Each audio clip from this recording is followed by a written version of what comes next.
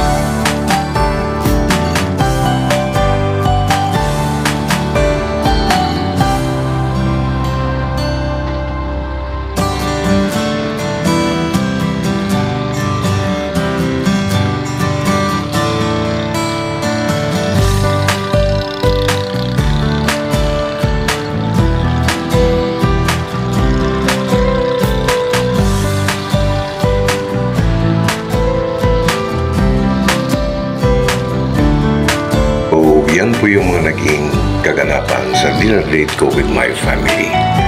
By the way, shoutout sa aking magaganda and very supportive channel members. Ayan po sila. Kindly visit their channels and please do support them. Thank you!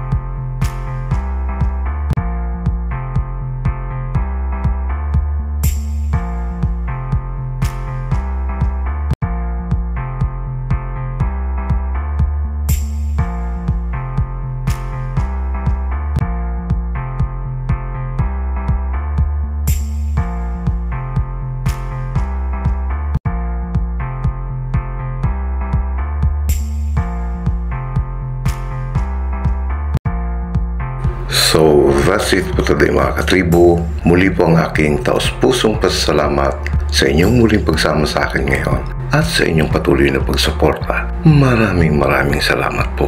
If you like this video, please like and share to your family and friends. Mag-iingat po tayong palagi sa ating pang-araw-araw na pakikipagsapalaran sa buhay para sa ating mga pamilya. God bless us all and see you on my next video. Woohoo!